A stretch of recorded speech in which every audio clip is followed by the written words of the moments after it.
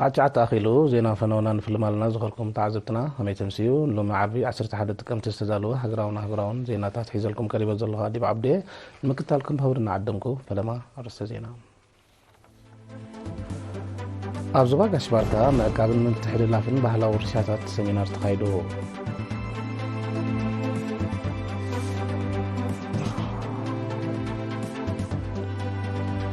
جنفر حمادي زوا سمينار ريح بحري أبقم قام تقبال مدبات من معوال لكن سير تقوري عودة زيت أكايدو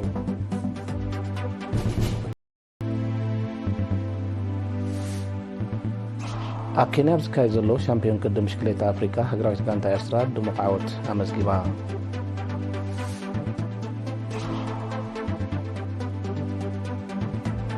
أب زيناتات وزاد سراويت نيجيريا بزكاي زلو سرحيت أبلع لشبراوان سباون واتان خساراتات كم زورة دقليزو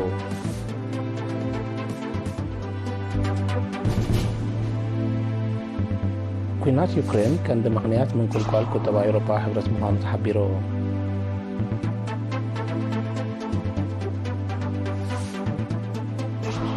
ቻይናን ሀገራት አሲያንን አምድን በአነጻ ንግዲ ዘተኮረ ስምምነት ከቲም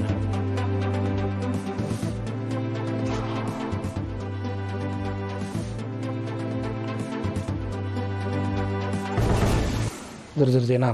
ኣብ ዝባጋሽ ባርካ መለለይ ኤርትራዊ ባህሊ ዝኾኑ ውርሻታት ብግቡእ ተጸኒዖምን ተሰኒዶምን ናብ መንእስያት ውሉዳት ዝመሓላለፍሉ ባይታን ምፍጣር ዝዓለመ ኣብ ምዕቃብን ምውራስን ባህላዊ ውርሻታት ዝተኮረ ሰሚናር ተኻይዱ ወኪል ሪና ቅዳው ተወልደን ዘዳለዎ ጸብጻብ ጴጥሮስ መንግስ ከውርዋ እዩ ኣብ ዘባጋሽ ባርካ ክፍሊ ባህልን ስፖርትን ምስ ኮሚሽን ባህልን ስፖርትን ሓማመተን ብምትሕባር ዝወደቦ ኣብ ምስናድ ምዕቃብን ምትሕላፍን ባህላዊ ውርሻታት ዝተኮረ ሰሚናር ብ5-8 ጥቅምቲ ኣብ ባሮንቱ ተኻይዱ እቲ ኣብ ረቂቕ ባህላዊ ውርሻን ኣፋውያታን ኣተኪሩ ንወከልቲ ህዝብን ሰራሕተኛታት መንእሰያትን ዝተገብረ ሰሚናር ትርጉምን ትሕዝቶን ባህሊ ብምስራጥ መለለይ ኤርትራዊ ባህሊ ዝኾነ ውርሻታት ብግቡእ ተጸኒዖምን ተሰኒዶምን ናብ መንእሰያት ወለዶታት ዝመሓላለፍሉ ባይታን ምፍጣር ዝዓለመ ምዃኑ ዋና ዳይሬክተር ክፍሊ ባህልን ስፖርትን ዘባጋሽ ባርካ ኣቶ እድሪስ ሳልሕ ገሊጹ ኪላታት ናይ ተዓውዲ ኣብ ዘመሓላለፍዎ መልእኽቲ ባህሊ ኣካላውን ረቂቕን ውርሻ ተባሂሉ ኣብ ክልተ ከም ዝኽፈል ኣፋውያታ ድማ ንኹሎም ባህላዊ ውርሻታት ናብ ወለዶታት ንምትሕልላፍ ዘገልግል መሰረታዊ መሳርሒ ከም ዝኾነ ብምጥቃስ ረቂቕ ባህላዊ ውርሻ ህላውነት ሕብረተሰብ ዘረጋግጽ ቀጻልነት ወለዶታት ዘውሕስ ስልጣን ሕብረተሰብ ዝልክዕ ሓበራዊ መረዳእታ ዘማዕብል ከምኡን ግርጭታት ዝፈትሕን መንነትን ሃገራውነትን ፈሊ ዘነጽር መሳርሒ ምዃኑ ገሊጾም ምዝምባዕ ታሪኽን ባህልን ድኽመት ስነዳ ትሑት ቆላሕታ መንእሰያት ኣብ ኣፋውያታ ሕፅረት መሳርሒታት ስነዳ ደረጃውን ስርዓቱን ዘይሓለወ ማዕበል ሓበሬታ መኽታም ዓድታት ከምኡን ዋሕዲ ሞያውያንን ካልእን እቶም ጉልሓት ብድሆታት ኣብ ዕቃበ ረቂቕ ባህላዊ ውርሻን ኣፋውያታታትን ምዃኖም ዝጠቐስቶም ኪላታት ባህላዊ ውርሻታት ዝዕቀቡሉን ናብ ወለዶታት ዝመሓላለፍሉን መድረኻትን ናይ መጽናዕቲ ዕድላትን ክፍጠር ኣተሓሳሲቦም ተሳተፍቲ ድማ ኣብ ባህልን ያታን ዘተኮረ ስነዳዊ ስራሕ ክሕይል ናብ መንእሰያትን ተምሃሮን ዘቐንዐ ኣስተምህሮኣዊ ሰሚናራት ክውደብ ኣብ ኣብያተ ትምህርቲ ባህሊ ጠቀስ ትምህርቲ ክድፋኣሉ ከምኡውን ዕምቆት ዘለዎ መጽናዕትታት ክካየድ ዝብል ርእቶታት ኣቕሪቦም ጀንፈር ሐማዴ ዞባ ሰሜን ቀይሕ ባሕሪ ብገምጋም ተግባር መደባት ምዕባል ክንስዮ ዝተኮረ ዓውደ ዘተ ኣካይዶ ወኪል ሪና ጀማል ማዕተል ከን ዘዳለው ጸብጻብ ዳናይት ገብሪወት ከተቅርበያ ሃገራዊ ማሕበር ደቂ ኣንስትዮ ኤርትራ ጨንፈር ዞባ ሰሜናዊ ቀይሕ ባሕሪ ካብ 2018 ክሳብ 2022 ኣብ ምዕባለታትን ምእላይ ብድሆታትን ደቂ ኣንስትዮ ንዝተሰላሰለ ስራሕ ዝግምግም ዓውደ ዘተ ብ8 ጥቅምቲ ኣብ ባፅዓ ኣካይዱ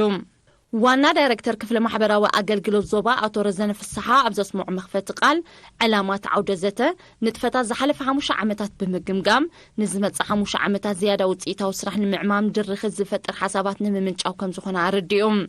ሓላፊት ጨንፈር ሐማድእ ወይዘሮ ጅምዓ ማሕሙድ በገዳ ጸብጻብ ኣብ 8 ጽላታት ዝተዓመነ ንጥፈታት ምስናይ ብድሆታቱ ከምኡውን ካብ 2023 ክሳብ 2027 ዝዘርጋሕ ስትራቴጂካዊ ውጥን ኣቕሪባ ኣብቲ ኣጋጣሚ ንተራን ተሳትፎን ደቂ ኣንስትዮን ንምዕባለን ዝተተግበረ መደባትን ኣብ በበይኑ ጽላታት ዘነጽር መግለጺታት ብዝተፈላለዩ ናይ ስራሕ መሻርክቲ ቀሪቡ ተሳተፍቲ ብግድኦም ውዳቤታት ደቂ ኣንስትዮ ኣብቲ ዞባ ብሓፈሻ ኣብ ንኡ ዞባ ዳህላክ ድማ ብፍላይ ንምሕያል ተራን ኣበርክቶን መሻርክቲ ክዓዝዝ ንደቂ ኣንስትዮ ዝግበር ሓገዛት ብመጽናዕቲ ክስነ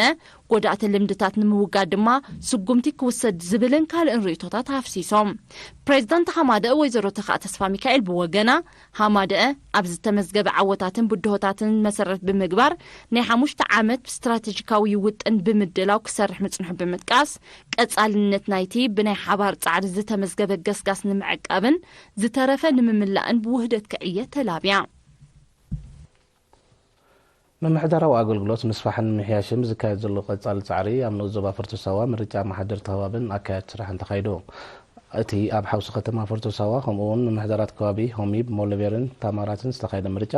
ናይ ኣገልግሎት ግዜኦም ዝኣኽልን ብሕማምን ካልእ ምኽንያትን ዝተኣልዩን ንምትካእ ዝዓልመ እዩ በዚ መሰረት ኣብ ክልተ መምሕዳራት ከባቢ ሓውሲ ከተማ ፍርቱ ሰዋ ኣካየድ ስራሕ ኣብ መምሕዳራት ከባቢ ሆሚብን ሞለቤርን ኣመሓደርቲ ኣብ መምሕዳር ከባቢ ታማራት ድማ መሓዳርን ኣካየድ ስራሕን ተመሪፆም ግዚያዊ ማሕዳር ንዞባ ፍርቱ ሰዋ ኣቶ ኣረጋይ መብራህቱ ዝሃቦ ሓበሬታ ኣብ ታሕተዋይ ጽፍሒ ምሕደራት ዝርከቦም ማሕደርቲ ኣካየድ ስራሕን ኣነባበርቲ ዓድን ኣብ ጽፈትን ስልጥነትን ዝወሃብ ምሕደራዊ ኣገልግሎት ልዑል ኣስተዋፅኦ ስለ ዘለዎም ምምሕዳር ንኡ ዞባ ዓቢ ኣተኩሮ ሂቡ ከም ዝሰርሓሉ ገሊፆም ኣቶ ኣረጋይ ኣብ መወዳእታ ዝተመርፁ ማሕደርትን ኣካየድ ስራሕን ዝተሰከምዎ ረዚን ሓላፍነት ተገንዚቦም ህዝቢ ዝተማልእ ምሕደራዊ ኣገልግሎት ዝረኽበሉን ውዳቢኡ ሒሉ ኣብ ልምዓታዊ መደባት ብዝበለፀ ዝዋስአሉን ባይታን ምፍጣር ክጽዕሩ ኣተሓሳሲቡ ኣብ 19 ምሕደራት ከባቢ ንኡ ዞባ ዓዲ ቀይሕ ካብ 24 መስከረም ክሳብ 8 ጥቅምቲ ክታበት ፀረ ሕማም ፍሮማይ ተዋሂቡ እቲ ተላብዓ ሕማም ኣብ ምሕደራት ከባቢ ማእለውያን መንደፈራን ስለ ዝተረኣየ ንምክትኡ እቲ ናይ ክታበት መደብ ከም ተኻይደ ካብ ኣሃዱ ሓለዋ ጥዕና እንስሳ ኣቶ ተወልደ ኣለም ገሊፆም ሓረስቶት ከብቶም ኣብ ምክታብ ንዘልኣይዎ ተገዳስነት ብምስጋን ድማ ከብቶም ብዕቱብ ክከታተሉን ተመሳሳሊ ትርኢዮ ኣብ ዝኽሰተሉን ዘቐረበ ጽሕፈት ሕርሻ ክሕብሩን ኣተሓሳሲቡ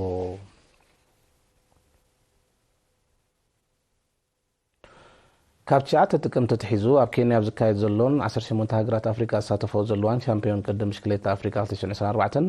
ሎሚ ዓርቢ እውን ብክልተ ፀወታታት ቀፂሉ ውዒሉ ኣሎ ጋዜጠኛ ሚካኤል ሓድጉ ዘዳለዎ ፀብጻብ ቀፂሉ ቀርብ እዩ ኣብ ከተማ ኤልዶሬት ኬንያ ዝካየድ ዘሎ ሻምፒዮን ቅድም ብሽክሌታ ኣፍሪካ 2024 ሎሚ ዓርቢ ብክልተ ውድድራት ኣብ ዝቐጸለሉ ሃገራዊት ጋንታ ኤርትራ ድሙቕ ዓወት ብምዝጋብ ብሜዳልያታት ኣጊጻ እቲ ውድድራት ተቐዳድምቲ ጁኒየር ብክልቲኡ ጾታ ዘካየድዎ ነይሩ ፍልማ ተቐዳድምቲ ደቂ ኣንስትዮ ኣብ ዘካየድዎ 67.2 ኪሎ ሜትር ዝሸፈነ ውድድር ኣብ መወዳእታ ኣብ ዝተገብረ ጾታ ውድድር ኤርትራዊት ናርዶት ጸጋይ ብ2 ሰዓታትን 3 ደቓይቕን 8 ካይታትን ቀዲማ ሕንጻጽ ብምርጋጻ ተሸላሚት ወርቂ መዳልያ ክትከውን ኤርትራዊት ኤልዳና በረኸትካ ሳልሰይቲ ብምውጻእ ተሸላሚት ናሓስ መዳልያ ኮይና 108 ኪሎ ሜትር ኣብ ዝሸፈነ ናይ ደቂ ተባዕትዮ ውድድር ድማ ኤርትራውያን ተቐዳድምቲ ኬቨን ተኽለማርያም ናሆም ኤፍሬምን ሴም ኢዮብን ካብ ፍልማ ዝፈጽሞ መጥቃዕቲ ኣብ ሰዓት 42.107 ኪሎ ሜትር እናረገጹ ንመወዳድርቶም ናይ 2 ደቓይቕን 45 ካይታትን ፍልሊ ብምንጻፍ ውድድሮም ብ2 ሰዓታትን 23 ደቓይቕን 38 ካይታትን ካብ ቀዳማይ ክሳብ ሳልሳይ ብምዕዋት ንዝተዳለዋ መዳልያታት ወኒኖምን ሃገራዊት ጋንታ ብሽክሌታ ኤርትራ ብናይ ሎሚ ዓመት ውድድር ሻምፒዮን ኣፍሪካ 2024 ዛጊድ ብ5 ወርቂ ዝርከቦ 10 መዳልያታት ትመርሖላ ሻምፒዮን ኣፍሪካ 2024 ጽባሕ ቀዳም ብናይ ደቂ ኣንስትዮ ናይ ኤሊት ውድድር ቀፂሉ ክውዕል እዩ ኣብዚ ውድድር ተቐዳድምቲ ኣብ ናይ 104.4 ኪሎ ሜትር ውድድር ክጽመዳ ተመይዲና ንዓድና ተመይዲና ንዓድና ንዓድና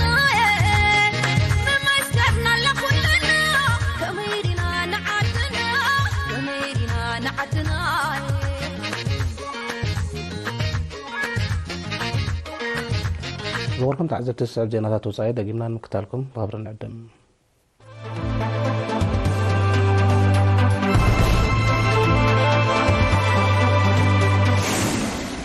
ሰራዊት ናይጄርያ ካብ ዝሓለፈ ሳልስቲ ብሰፊሕ ክፋል ሃገሩ ዘካየደ ዘሎ ስርሒት ኣብ ልዕሊ ሽበራውያን ዕጡቃት ሰብኣውን ንዋታውን ክሳራታት ከም ዘወረደ ገሊጹ በቲ ስርሒት ዛጊት 195 ዕጡቃት ከም ተቐትሉን ኣስታት 250 ከም ዝቆሰሉን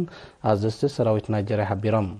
ብዘካዚ ስትራቴጂካዊ ማዕስከራት ከም ተቆጻጸርን ልዕሊ 2000 ከበድትን ፎኮስትን ተተኮስቲ ከም ዝማረኸን እቲ ሰራዊት ኣፍሊጡ ኣሎ እዚ ከምዚ ኢሉ እንከሎ ሰራዊት ናይጄርያ ብዕጡቃት ተጨወዮም ፀንሑ ኣስታት 190 ሰላማውያን ሰባት ናጻ ከም ዘውፅእ ገሊጹ ስርሒት ንዘይተወሰነ ግዜ ከም ዝቕጽል ዝሓበረ መንግስቲ ናይጄርያ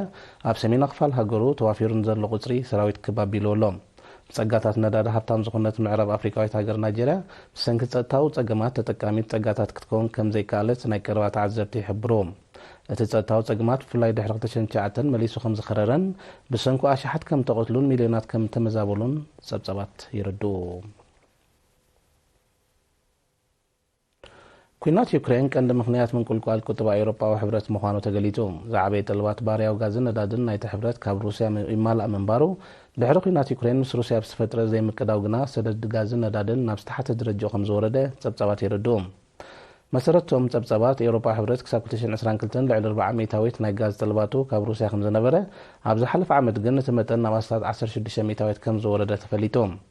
ከም ሳዕቤናት ናይ ተኽስተት መጠን ንግዳዊ ምልዋጥ ሩስያን ኤውሮፓ ሕብረትን ኣብ 25 ዓመታት ናብ ዝተሓተ ደረጃ ከም ዝወረደ ዝፍለጥ እዩ።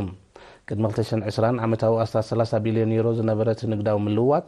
ኣብዚ ዓመት እዚ ናብ ትሕቲ 6 ቢልዮን ዩሮ ወሪዱሎም። ኤውሮፓ ሕብረት ኣብ ዝመጽእ ቀረባ ዓመታት ኣብ ዓሚቕ ቁጠባ ቅልውላው ክሽመም ከም ዝኽእል ፕረዚደንት ፈረንሳይ ኢማኑኤል ማክሮን ኣብ ዝሓለፈ ቀረባ መዓልታት ምጥንቃቑ ዝዝከር እዩ። እቲ ሕብረት ናይ ገዛ ርእሱ ማእከላት ዕዳጋን ወፍርን ምስፋሕን ምዕባልን ይሰርሕ ከም ዘየለ ዝወቀሰ ፕረዚደንት ማክሮን ንግዳዊ ዝምድናታቱ ምስ ካልኦት ሃገራት እውን እናንቆልቆለ ከም ዝመጽእ ረድዮም። ኤውሮፓ ሕብረት ቁጠባዊ ግስጋስ ከውሕስ እንተኮይኑ ናይ ኣስታት 900 ቢልዮን ዶላር ወፍሪ ክገብር እዮም ገለ ሰብ መዚ ናይቲ ሕብረት ዝመኽሩ ዘለዉ። ህዝባዊት ሪፐብሊክ ቻይናን ሃገራት ደቡባዊ ምብራቕ ኣስያን ማለት ኣስያንን ኣብ ምድንፋዕ ናፃ ንግዲ ዘተኮረ ስምዕ ከቲመን። እቲ ኣብ ላኦስ ክካየድ ኣብ ዝቐነየ ዋዕላ መራሕተን ሃገራት ዝፈረመ ስምዕ ካብ 2025 ተግባራዊ ክኸውን ከም ዝኽእል ተኣሚትሎም። እቲ ስምዕ ተግባራዊ ምዝኾነ ኣብ ምድንፋዕ ቁጥብአን ኣገዳሲ ኣበርክቶ ከም ዝህልወን እተን ሃገራት ሓቢረን። መሰረት ጸብጻባት ንግዳዊ ምልዋጥ ቻይናን ሃገራት ውድብ ኣስያንን ዓመታዊ ብኣስታት 8 ሚታዊት ክዓቢ ምጽንሑ ይፍለጥ። ኣብ ዝሓለፈ ዓመት ክልቲኦም ወገናት ልዕሊ 910 ቢልዮን ዶላር ዝግመት ንግዳዊ ምልዋጥ ከም ዘካይዱ ዝተቐስቶም ጸብጻባት እቲ ገስጋስ ኣብዚ ዓመት እዚ እውን ክብል ከም ዝኽእል ኣሚቶም ኣለዉ። ህዝባዊት ሪፐብሊክ ቻይና ኣብ ልዕሊ 3 ኩባንያታት ኣጽዋርን ውሱናት ሰመዝን ኣሜሪካ ተወሳኺ እገዳ ወሲና። እዚ ሓድሽ ስጉምቲ ምስቲ ኣሜሪካ ምስ ደሴት ታይዋን ተካይዶ ዘላ መሸጣታት ኣጽዋር ዝተኣሳሰር ምዃኑ ተገሊጹ። እቲ እገዳ ምስተን ኩባንያታት ንግዳዊ ምልዋጥ ዝኽልክልን ንዋይ ናይቶም ዝተኣገዱ ወገናት ዘደስክልን ምዃኑ ተፈሊጡሎም። ህዝባዊት ሪፐብሊክ ቻይና ኣብ ዝሓለፈ ወርሒ መስከረም ብተመሳሳሊ ጉዳይ ኣብ ልዕሊ ዝኽሰተን 9 ኩባንያታት ኣጽዋር ኣሜሪካ እገዳ ከም ዝወሰነ ዝዝከር እዩ። ምትእታው ኣሜሪካ ኣብታ ደሴት ንፖሊሲ ሓንቲ ቻይና ዝጎስን ንዘይምቅዳው ቻይናን ኣሜሪካ መሊሱ ዘኽርን ምዃኑ ክግለጽ ጸኒሑ እዩ። ኣብ 2024 መጠን ኣህጉራዊ ንግዲ ብ2.7 ሚታዊት ከም ዝዓበየ ኣህጉራዊ ውድብ ንግዲ ሓቢሩ። እቲ ኣሃዝ ካብቲ ኣብ ዝሓለፈ ወርሒ መያዝያ ተኣሚቱ ዝነበረ መጠን ብባዶ 1 ሚታዊት ክብ ከም ዝበለዮም ጸብጻባት ናይቲ ኣህጉራዊ ውድብ ገሊጾም። ኣህጉር ኤስያ ኣብቲ ንግዳዊ ገስጋስ ዝለዓለ ተራ ከም ዝነበራ ዝጠቐሱ ጸብጻባት ዝዓበየ ክፋል እታውን ሰደድን ከም ዝሸፈነ ተረድዮም። መጠን ኣህጉራዊ ንግዲ ብ2025 እውን ተመሳሳሊ ዕብየት ከመዝግብ ከም ዝኽእል ኣህጉራዊ ውድብ ንግዲ ኣሚቱሎም። ይኹን እምበር ብገለ ሃገራት ዝግበር ዘሎ ቤናዊ እገዳታት ንግዳዊ ማሕነቆታትን ልዑል መጠን ቀረፅን ነቲ ንግዳዊ ገስጋስ ብኣሉታ ክጸሉ ከም ዝኽእል ክኢላታት ይሕብሩ። ብ10 ጥቅምቲ ኣብ ደቡባዊ ምዕራብ ፓኪስታን ኣብ መዕደኒ ከሰል ዝፈጸመ ሽብራዊ መጥቃዕቲ ብውሕዱ 20 ሰራሕተኛታት ከም ተቐትሉ ማዕከናት ዜና ኣቃሊሐን። በቲ ኣብ ኣውራጃ ባሎችስታን ዝተኻየደ መጥቃዕቲ 10 ካልኦት ከም ዝቆሰሉ ሰመዝ ጸጥታ ፓኪስታን ሓቢሮም። ናይቲ መጥቃዕቲ ሓላፍነት ዝወሰደ ኣካል እኳ እንተዘየለ ኣብቲ ዞባ ዝንቀሳቐሱ ዕጡቓት ጉጅለታት ክኾኑ ከም ዝኽእሉ ይእመት። ዕጡቓት ጉጅለታት ብጸጋታት ማዕድናት ነዳድን ባህርያዊ ጋዝን ሃብታም ምዃኑ ንዝጥቀስ ኣውራጃ ባሎችስታን ንምቁጻር ንሓያሉ ዓመታት ኣንጻር መንግስቲ ፓኪስታን ዘቐንዐ ስርሒታት ከካይዱ ምጽናሖም ጸብጻባት ይጠቕሱ። ኢራንን ዑማንን ወታደራዊ ዓቕመን ብምንፋዕ ምዃኑ ዝገለጹ ሓበራዊ ወታደራዊ ልምድ ብ9-10 ጥቅምቲ ካይደን። እቲ ኣብ ከባቢ ህንዳዊ ውቅያኖስን ወሽመጥ ሃርሙዝን ዝተኻየደ ናይ ባሕርን ኣየርን ልምምድ ኣብ ምውሓዝ ጸጥታ ማያዊ ግዝኣትን ኣገዳሲ ስራሕ ከም ዝህልዎ ክልቲአን ሃገራት ገሊጸን። ብዘይካዚ እቲ ሓበራዊ ልምድ ዞባዊ ሽበራ ንምግታእ እወታዊ ኣበርክቶ ከም ዝህልዎ ሰመዚ ምክልኻልተን ሃገራት ሓቢሮም።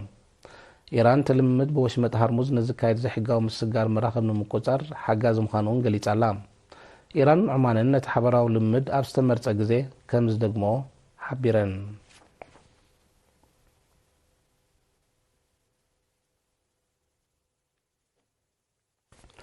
ዜናታት ምንዛም ኣርእሳት ዜና ክደግመልኩም። ኣብ ዞባ ጋሽ ባርካ ምዕቃብ ምትሕልላፍን ባህላዊ ውርሳታት ሰሚናር ተኻይዱ።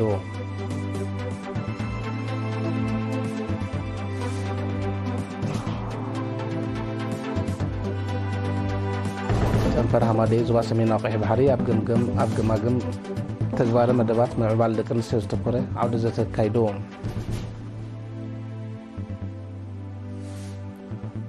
ኣብ ኬንያ ብዝካየድ ዘሎ ሻምፒዮን ቅድም ብሽክሌታ ኣፍሪካ ሃገራዊት ጋንታ ኤርትራ ድሙቕ ዓወት ኣመዝጊባ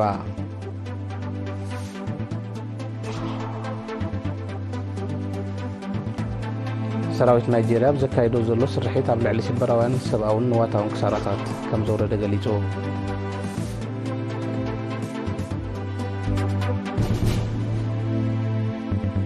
ኩናት ዩክሬን ቀንዲ ምክንያት ምንቁልቋል ቁጠባ ኣውሮፓዊ ሕብረት ምዃኑ ተሓቢሩ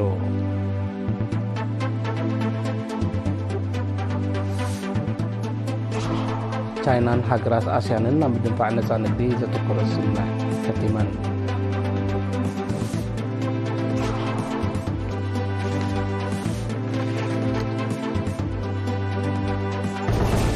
ባርከ ዝኸርኩም ተዓዘብቲ ነስዓት ዝተዳለዉ ዜናታት ኣብ ዝተዛዚሙሎ ስለምክታልኩም ነመስገን ምስ ተረፉ መደባትና ንሓድገኩም ብወገና ብሩኽ ምሸት